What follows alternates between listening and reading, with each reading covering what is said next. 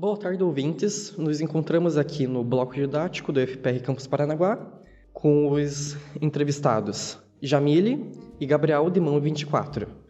Nós, os entrevistadores Rubens Demo e Ruda Pérez de MEC 23, iremos abordar o tema dignidade menstrual com esses discentes do IFPR Campus Paranaguá. Irei passar a palavra para o meu amigo Ruda, para ele começar com as perguntas. Olá, ouvintes. Eu gostaria de perguntar aqui para os nossos entrevistados se eles já ouviram falar do termo dignidade menstrual ou então pobreza menstrual, que é o termo que a gente está se referindo quando alguém não tem essa dignidade, né? Tá, começando por mim, aqui o Gabriel falando, sim, tanto que eu vi as palestras do Dia da Mulher, mais ou menos, sobre o tema, achei muito interessante e, no geral, é um tema que é muito atual, né, principalmente no Brasil, não só unicamente no Brasil, né, mas também no mundo e todos os países subdesenvolvidos que acabam acarretando com esse problema, principalmente. Né? Mas você disse que ouviu nas palestras lecionadas aqui no FPR, certo? Sim, eu vi. Você ouviu sobre esse termo antes do FPR? Sim, eu vi sobre o tema antes do FPR, mas eu acredito que veio por mim mesmo. Eu acredito que é um tema que não é muito comentado no geral. Então você gosta de pesquisar sobre isso, por isso acabou encontrando. Uma coisa leva a outra. E a senhorita Jamile já ouviu esse termo em algum momento? No período anterior ao FPR? Nunca chegou a ser falado em escolas ou qualquer lugar assim que eu fui, nunca foi falado. E no FPR somente por causa das palestras? Sim, só por causa do projeto que a professora Sara fez uma palestra sobre, apenas só. Infelizmente é um tema realmente pouco comentado, no geral. Vocês falaram que foram na palestra, né? Eu não fui na palestra e eu queria saber o que vocês acharam de interessante dela, então. Se é alguma coisa que chamou sua atenção ou algo do tipo. Eu acho que foi muito interessante porque não foram apenas um público feminino, mas também apareceu bastante da parte masculina. E acho interessante as pessoas, em geral, saberem sobre esse tema porque é algo que não é muito comentado. E é algo que tem que ser mais dito sobre, porque precisa de mais recursos para isso. E foi interessante também porque desenvolveu um projeto para meninas em si se ajudarem uma a outra com absorventes, tanto com produtos higiênicos e etc. Entendi. Sobre o que ela disse também sobre a palestra, a parte que eu achei interessante também é bem alarmante, né? Porque é trágico. Eu lembro vagamente, não lembro se foi em 2022 ou 2023, mas trouxe na palestra um dado que a Unicef fez, né, no Brasil, que 4 milhões de mulheres, né, acabaram tendo problemas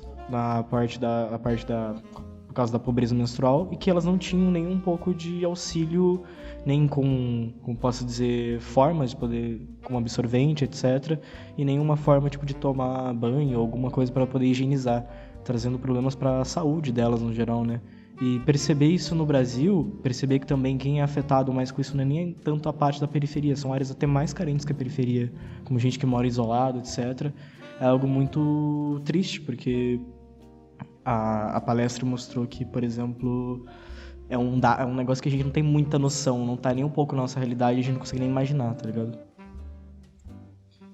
Vocês acreditam que, de certa forma, dar mais espaço para esse tema, tendo ele mais abordado no cotidiano das pessoas, nas escolas, nas universidades, traz alguma coisa positiva para a questão do combate a essas mazelas?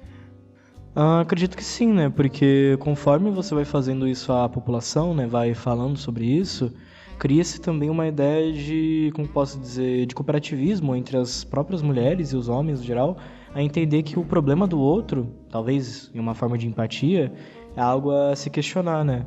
Infelizmente, quando a gente tá aqui na FPR, que a gente é jovem, a gente não pode fazer meio que quase nada, né, em relação a isso.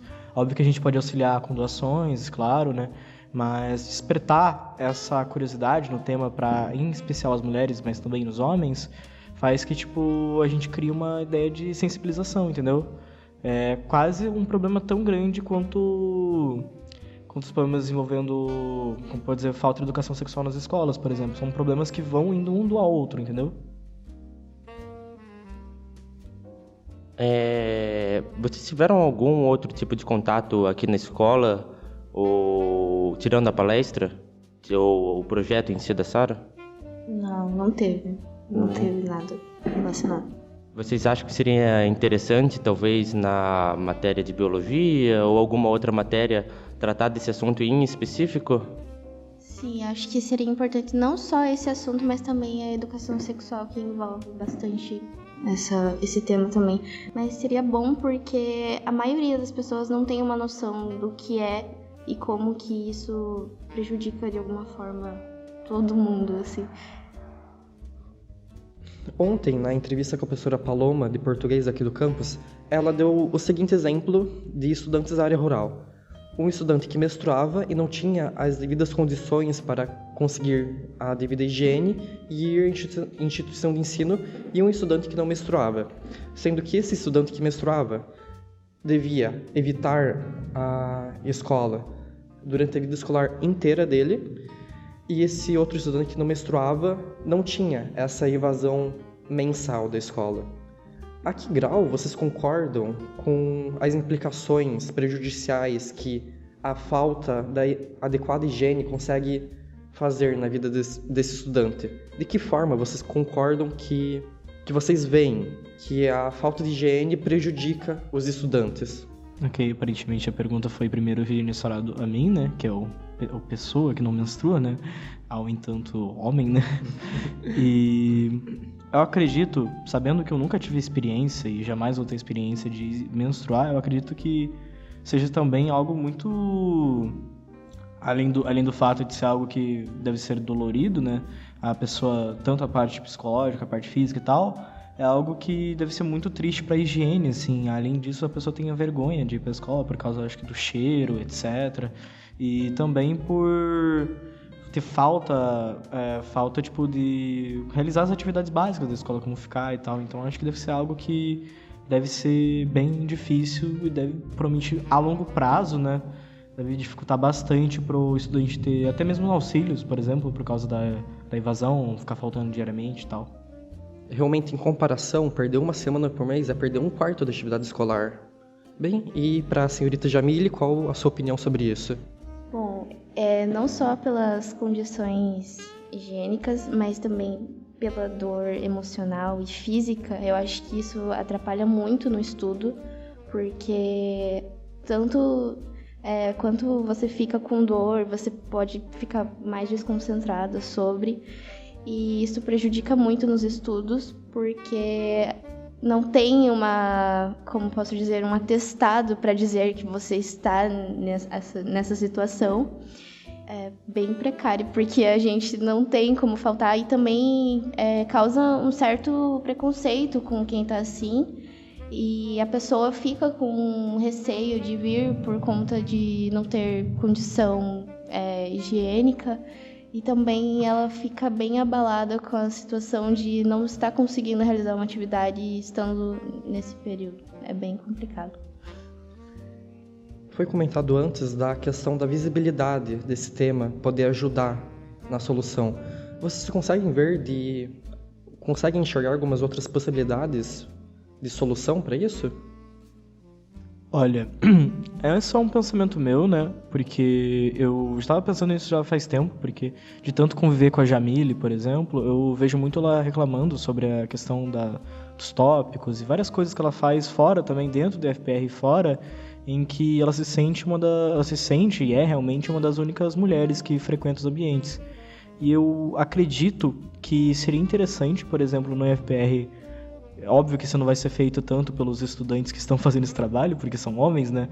Mas estou falando sobre das próprias mulheres criarem algum tipo de grupo ou um pequeno grupo, né? Que não é uma associação, mas um pequeno grupinho para justamente fazer que elas se sintam acolhidas em um local só, para justamente ter um local para elas poderem discutir, conversar, compartilharem coisas desses negócios de hábitos de higiene e tal. Porque aqui no FPR eu vejo, né? Eu não vejo, né? É algo real que os cursos de Info e MEC são majoritários masculinos, né? Então acaba tendo esse problema, né? Eu acredito que deve ser algo muito difícil para uma mulher que, por exemplo, frequenta esses cursos a longo prazo, conforme também por exemplo, as pessoas vão saindo e tal, vai ficando cada vez menor a sala do curso, elas vão ficando só as únicas do curso, né? Eu acredito que deve ser algo bem difícil, né? Então você diz uma espécie de rede de apoio para as mulheres? Sim. Entendido. E, senhorita Jamile, qual visão você tem sobre isso? Eu apoio a ideia do grupo. Eu acho que não só para ter essa empatia de dividir itens higiênicos, mas também para conversar sobre, porque isso não é muito conversado, até entre garotas não é tão conversado assim, eu acho que no instituto, e ainda tem muito receio em uma, assim, com a outra falar sobre, ou dividir algo, e eu acho que seria interessante falar mais sobre isso, ter um grupo exatamente para falar sobre esse assunto, e ter essas doações de itens higiênicos também seria bem interessante. Não só para pessoas de escolas e tal, mas acho que, em geral, assim, para todas as mulheres que não têm essa... Nossa, mas então você disse que é um tabu até mesmo entre as mulheres? Então, no ambiente escolar, eu acredito que sim, porque... elas têm vergonha. Principalmente, eu não tenho vergonha de falar sobre isso porque é algo muito natural, mas eu vejo que muitas garotas têm receio de falar que estão nesse ciclo, que têm receio de pedir itens higiênicos também, porque elas têm vergonha de admitir que estão assim, infelizmente. Bem, então acho que a nossa entrevista fica por aqui. Eu queria agradecer os 2 entrevistados. Muito obrigado pela entrevista, eu acho que foi boa. E obrigado também, colega Rubens. E ficamos por aqui. É isso. Muito obrigado.